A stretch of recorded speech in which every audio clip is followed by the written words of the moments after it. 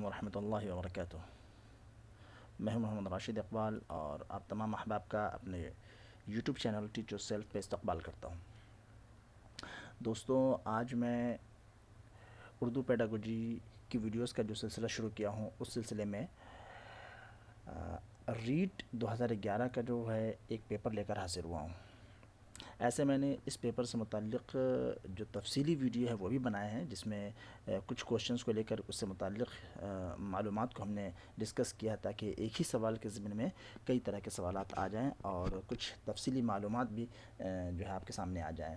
لیکن آج کی اس ویڈیو میں ہم ریٹ 2011 کا لینگویج 2 کے طور پہ جو ان لوگوں نے اردو کا سلیکشن کیا ہوگا، تو وہ پیپر لینگویج 2 اردو کو لے کر حاضر ہوا ہوں، جس میں ہم صرف سوالات اور اس کے صحیح جواب کو ڈسکس کریں گے۔ ٹھیک ہے دوستوں، تو چلیے آج کی ویڈیو شروع کرتے ہیں۔ تو آج کا یہ پہلا سوال ہے۔ آج کا پہلا سوال ہے کہ حروف تہجی میں خالص عربی حروف کی تعداد کتنی ہے؟ اس کا جواب جو ہے آپشن دے رکھا ہے 9، 10، 11 اور 12۔ تو اس کا جو صحیح جواب ہے وہ ہے 10۔ اردو میں خالص عربی حروف تہجی کی تعداد 10 ہے۔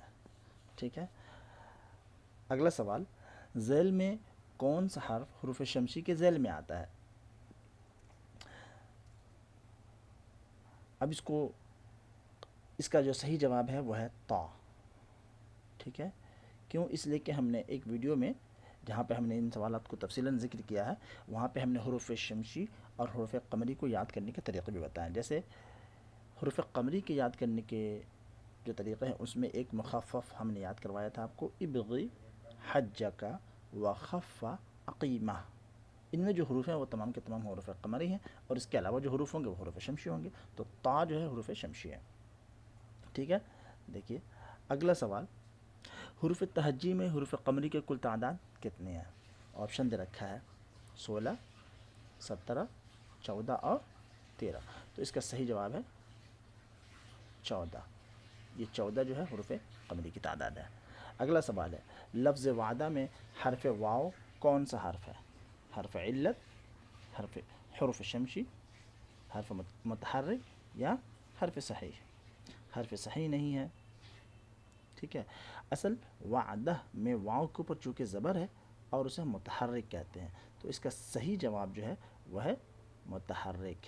وعدہ میں جو واو ہے وہ متحرک ہے۔ اگلا سوال ہے، ذیل میں مرکب حرف کون سا ہے؟ ٹھیک ہے، دیکھیں، ہا، صاد، لام اور کھے، جسے ہم کھے بولتے ہیں، جو کاف اور دو چشمی ہے سے مل کے بنتا ہے۔ اس کو ہم حروف مرکب بھی کہتے ہیں اور حکار حروف بھی بعض جگہ کہا جاتا ہے، تو یہ بھی دھیان رکھیں گے۔ تو صحیح جواب ہے سی۔ اگلا سوال دیکھیں، درج ذیل میں اگلا سوال ہے، درج ذیل میں کون سا املا درست ہے؟ اور لکھ رکھا ہے مدون، مدون، مدون اور مدون، کچھ اس ٹائپ سے۔ تو اس کا جو ہے اس کا صحیح جواب ہے مدون، وہ چیز جس کی تدوین کی گئی ہے، جو لکھی گئی ہو۔ ٹھیک ہے، سو مدون اس کا صحیح جواب ہے۔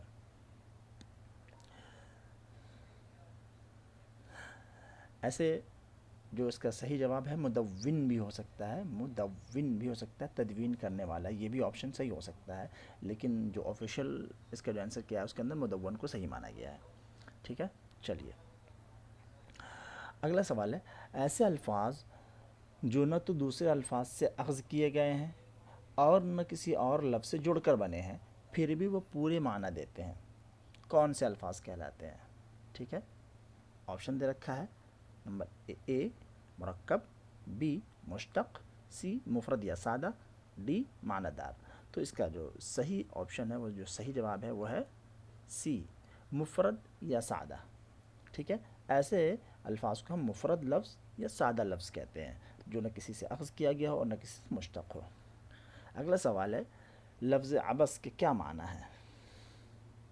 عبس کے معنی جو اس کا صحیح جواب ہے وہ ہے عبث کے معنی ہے بیکار.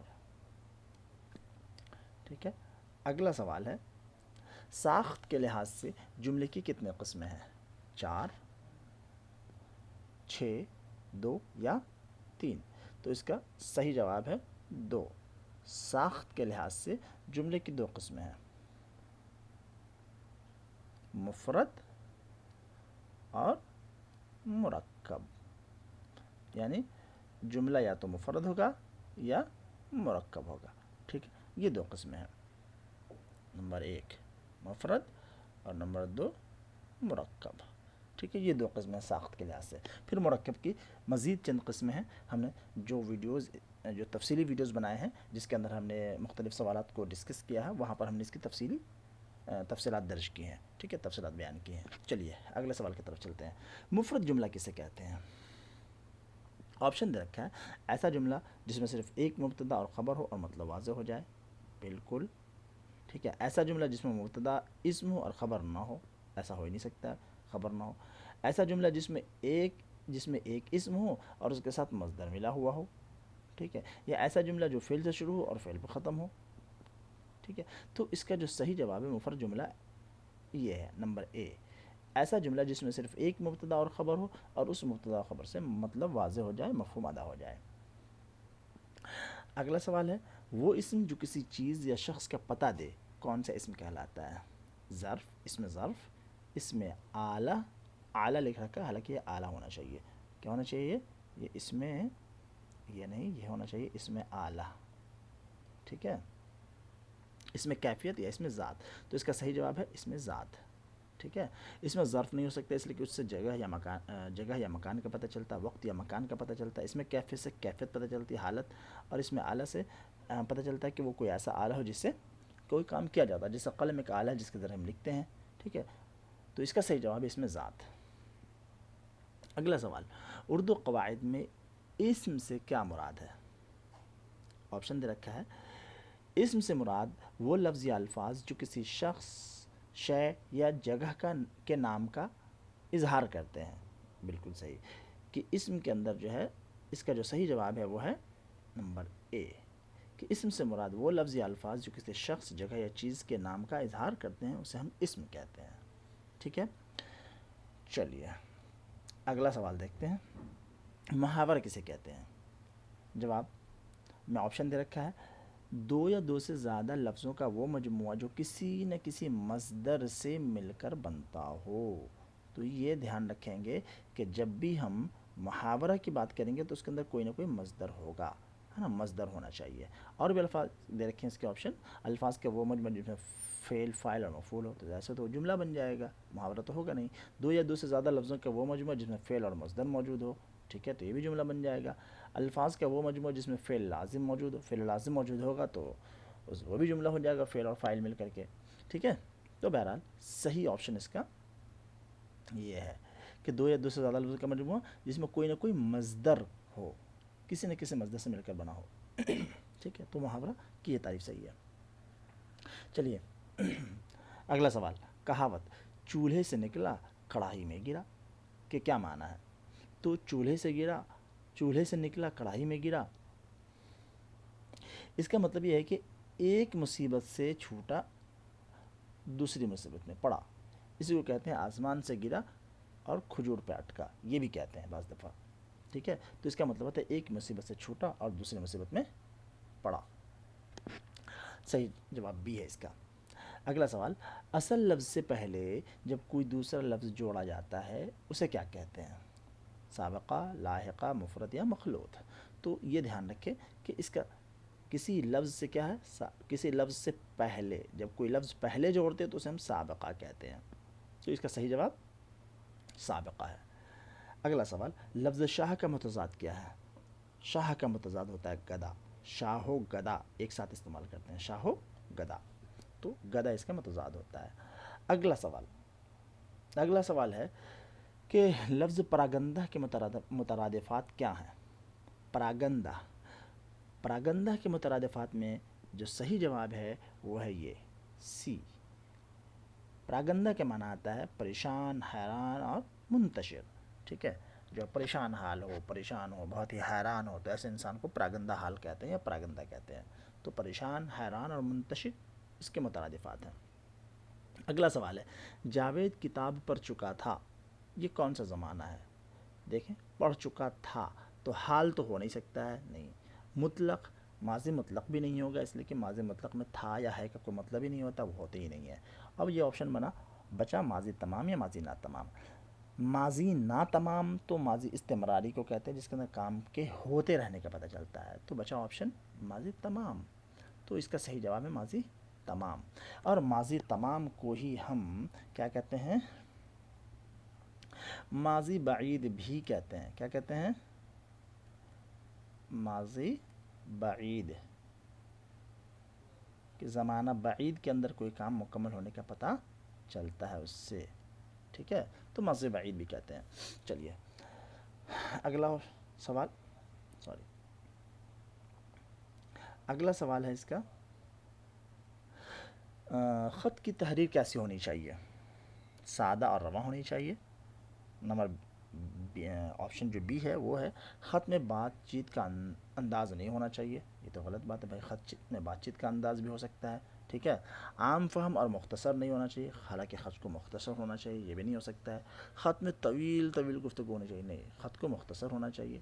تو اس کا جو صحیح جواب ہے وہ یہ ہے کہ خط کے اندر الفاظ سادہ ہوں اور جو جملے ہوں وہ رواں ہوں، تاکہ انسان آسانی سے پڑھ کے اس کو سمجھ سکے. ٹھیک ہے، تو یہ والا آپشن جو اے ہے وہ صحیح ہے. ہاں، اگلا سوال، درخواست میں نفس مضمون کسے کہتے ہیں؟ نفس مضمون سے کیا مراد ہے؟ آپشن دے رکھا ہے، جو حالات، واقعات یا کیفیات درخواست میں ظاہر کیے جاتے ہیں. نمبر بی، جو باتیں القاب و آداب میں ظاہر کیے جاتے ہیں. تو جو باتیں القاب اور آداب میں ظاہر کیے جاتے ہیں وہ نفس موضوع، یعنی مین بات تو خط کا نہیں ہو سکتا ہے، وہ تو القاب خطاب کرنے کے لیے یا مخاطب بنانے کے لیے استعمال کیا جاتا ہے. جو باتیں خاتمہ یا دستخط کے اجزاء میں ظاہر کی جاتی ہیں تو یہ بھی نہیں ہو سکتا، اس لیے کہ خاتمہ میں تو اچھے انداز میں بات کو ختم کیا جاتا ہے، پھر وہاں پہ دستخط کیا جاتا ہے، تو وہ باتیں بھی مین بات نہیں ہو سکتی ہے. تو اس کا جو صحیح جواب ہے وہ یہ ہے اے، کہ وہ واقعات اور حالات یا کیفیات جو درخواست میں ظاہر کیے جاتے ہیں وہ نفس مضمون کہلاتا ہے، جس کے لیے خط لکھا جا رہا ہے نا. چلیے، ہاں، آپ اپنے سرکاری دفتر میں تعطیل کے لیے کیا لکھیں گے؟ خط لکھیں گے، مکتوب لکھیں گے یا درخواست لکھیں گے؟ تو صحیح جواب درخواست لکھیں گے. اگلا سوال، شعر میں کسی چیز کے وقوع ہونے کی اصل وجہ کی جگہ دوسری وجہ بیان کرنا کون سی صنعت ہے؟ کوئی وجہ ہے، کوئی بات ہے، اس کی جو ایک اصل وجہ ہے وہ بیان نہ کر کے کوئی اور وجہ بیان کی جائے، تو اسے ہم کہتے ہیں صنعت حسن تعلیل، یعنی کسی کام کی بہترین وجہ اور علت بیان کر دینا. جو وجہ ہے وہ نہیں، اس سے بھی عمدہ انداز میں کوئی ایک علت بیان کر دینا، یہ حسن تعلیل کہلاتا ہے. تو صحیح جواب یہ ہے. آگے دیکھیں اگلے سوال میں، ذیل کے شعر میں کون سی صنعت پائی جاتی ہے؟ رونے پہ باندھ لے جو میری چشم تر کمر، کیسی زمیں فلک پہ ہو پانی کمر کمر. کیا مطلب؟ شعر کا مطلب سمجھ لیں پہلے، کہ رونے پہ باندھ لے جو میری چشم تر، میری بھیگی ہوئی آنکھ اگر رونے پہ کمر باندھ لے یعنی تل جائے. کمر باندھنا مطلب رونے پہ جب تل جائے تو کیا ہوگا؟ کیسی زمیں فلک پہ ہو پانی کمر کمر. زمین کی کیا بات کر رہے ہو، پانی اتنا ہوگا کہ فلک پہ یا آسمان پہ بھی جاؤ گے تو وہاں بھی کمر کمر پانی ہوگا. ٹھیک ہے، تو ظاہر سی بات ہے کہ یہ تو مبالغہ ہے. یہ کیا ہے؟ تو اس کا صحیح آپشن یہ سی، مبالغہ. چلیں اگلا سوال دیکھیں، درج ذیل میں تشبیہ کی کون سی تعریف درست ہے؟ تشبیہ میں ایک چیز کو دوسری چیز کے مشابہ قرار دیا جاتا ہے. تو صحیح تعریف کیا ہے؟ مشبہ اور مشبہ بھی میں مشابہت دکھانا. اگلا آپشن دے رکھا ہے مشبہ کو مشبہ ٹھہرانا. مشبہ بھی ٹھہرانا نہیں، مشبہ کو مشبہ بھی نہیں ٹھہرایا جاتا ہے. مشبہ کو مشبہ کہنا یہ بھی نہیں. تو صحیح آپشن جو ہے اس کا یہ ہے اے، کہ جس میں مشبہ اور مشبہ بھی کے درمیان مشابہت دکھائی جاتی ہے. ٹھیک ہے. چلیے اگلا سوال ہے، مندرجہ ذیل جز کو پڑھ کر متعلقہ سوالات نمبر 85، 86 اور 87 کے جوابات منتخب کیجیے. ٹہنی پہ کسی شجر کی تنہا بلبل تھا کوئی اداس بیٹھا، کہتا تھا کہ رات سر پہ آئی اڑنے، چگنے میں دن گزارا، پہنچوں کس طرح آشیانے تک، ہر چیز پہ چھا گیا اندھیرا، سن کے بلبل کی آہوزاری جگنو کوئی پاس ہی سے بولا، حاضر ہوں مدد کو جان و دل سے، کیڑا ہوں اگرچہ میں ذرا سا. ٹھیک ہے، تو یہ ایک نظم دے رکھا ہے۔ اب دیکھیں سوال، بلبل کیوں اداس بیٹھا تھا؟ بلبل اپنے آشیانے سے بہت دور آ گیا تھا، رات ہو گئی تھی اور بلبل آشیانے تک نہیں پہنچ سکا تھا۔ ٹھیک ہے، تو صحیح جواب تو یہ، صحیح آپشن تو یہی ہے، کیا ہے کہ رات ہو گئی تھی اور اپنے آشیانے تک وہ نہیں پہنچ سکا تھا۔ کہاں ہے اس کے اندر کہ یہ کہتا تھا رات سر پہ آئی اڑنے چگنے میں دن گزارا، پہنچوں کس طرح آشیانے تک، یعنی پتہ چلتا ہے کہ رات ہو گئی اور وہ آشیانے تک نہیں پہنچ سکا، اس وجہ سے وہ اداس تھا۔ اگلا سوال دیکھیں، بلبل کی آہوزاری سن کر جگنو نے کیا کہا؟ کیا کہا؟ میں ایک چھوٹا کیڑا ہوں، تمہاری مدد نہیں کر سکتا، نہیں، کیا کہا؟ میں تمہاری مدد جان و دل سے کرنے کے لیے حاضر ہوں۔ تو یہ کہا تھا اس نے کہ جان و دل سے میں تمہاری مدد کرنے کے لیے حاضر ہوں، تو بی آپشن صحیح ہے۔ ٹھیک ہے، اگلا سوال دیکھیں کہ لفظ آہوزاری کے معنی بتائیں۔ آہوزاری کے معنی ہوتا ہے رونا پیٹنا۔ کیا ہوتا ہے؟ رونا پیٹنا۔ اگلا سوال دیکھیں، مندرجہ ذیل اقتباس کو پڑھ کر سوالات 88، 89 اور 90 کے جوابات منتخب کریں، یعنی اس اقتباس سے 3 سوال ہیں۔ اقتباس کیا ہے؟ اقتباس یہ ہے، انڈین نیشنل کانگریس شروع میں صرف ہندوستانی رعایا کی شکایات پہنچانے کا ایک ذریعہ تھی۔ کچھ ہی عرصہ بعد وہ زمانہ آیا جب لوک مانیہ بال گنگا دھر تلک نے سوراج ہمارا پیدائشی حق ہے کا نعرہ دیا۔ اسی زمانے میں مولانا ابوالکلام آزاد نے کلکتہ سے 1911 میں ہفتے وار اخبار الہلال نکالا۔ مولانا محمد علی اپنے بھائی شوکت علی کے ساتھ آزادی کی اس تحریک میں شریک ہو گئے اور ہندو مسلم اتحاد پہ سب سے زیادہ زور دیا۔ مشہور اردو شاعر حسرت موہانی بھی ان سب کے ساتھ تھے۔ انہوں نے کانگریس کے اجلاس میں مکمل آزادی کی تجویز پیش کی۔ ٹھیک ہے، اب سوال دیکھیں، درجہ بالا اقتباس میں اقتباس کی تحریر کس تحریک سے تعلق رکھتی ہے؟ ریشمی رومال کی تحریک سے، آزادی کی تحریک سے؟ ظاہر سی بات ہے کہ آزادی کی تحریک کی بات ہو رہی ہے، تو آزادی کی تحریک سے متعلق ہے یہ اقتباس۔ ٹھیک ہے، دیکھیں اگلا سوال، مکمل آزادی کی تجویز کس نے پیش کی تھی؟ کس نے پیش کی تھی؟ یہاں دیکھیں، مشہور اردو شاعر حسرت موہانی بھی ان سب کے ساتھ تھے۔ انہوں نے، کنہوں نے؟ حسرت موہانی نے۔ تو اس کا صحیح جو آپشن ہوگا وہ ہوگا یہ، حسرت موہانی نے جو ہے مکمل آزادی کی تجویز پیش کی تھی۔ اور اس کا اگلا سوال یعنی سب سے آخری سوال جو ہے، تجویز کے معنی بتائیے۔ تو تجویز کیا ہوتا ہے؟ دراصل کچھ لوگ مل کر کسی معاملے پر غور و فکر کرتے ہیں، اور کوئی غور و فکر کرنے کے بعد جو معاملہ نکل کے آتا ہے وہ تجویز کہلاتا ہے کہ ہاں یہ کام کرنا چاہیے۔ تو دراصل تجویز کے معنی ہے تدبیر، کوئی تدبیر کرنا کسی معاملے پہ، غور و فکر کرنا۔ تو تجویز معنی تدبیر اور غور و فکر اس کا صحیح آپشن ہے۔ ٹھیک ہے دوستو، تو یہ ہوا آپ کے ریٹ 2011 کے سوال کا جو ہے ہم نے اس میں حل کیا ہے، اور یہ ان کے صحیح جوابات ہیں۔ اگر آپ ان سوالات سے متعلق جو ان میں جو اہم سوالات ہیں ان سے متعلق تفصیلی ویڈیو چاہتے ہیں، تو ہم نے اس پہ تفصیلی ویڈیوز بنائے ہیں، ہمارے تفصیلی ویڈیوز کو دیکھ سکتے ہیں۔ یہاں پر ہم نے صرف سوالات کے صحیح جوابات کو حل کرنے کی کوشش کی ہے۔ ٹھیک ہے دوستو، اس ویڈیو میں اتنا ہی۔ جب تک خوش رہیے، اپنا خیال رکھیے۔ اگر ہماری یہ کوشش اچھی لگ رہی ہو تو اسے زیادہ سے زیادہ لوگوں تک پہنچانے میں ہماری مدد کیجیے، شیئر کیجیے۔ اچھا ٹھیک ہے دوستو، چلیے جلد ہی ملتے ہیں کسی اگلے ویڈیو میں۔ جب تک خوش رہیے، اپنا خیال رکھیے۔ السلام علیکم ورحمۃ اللہ وبرکاتہ۔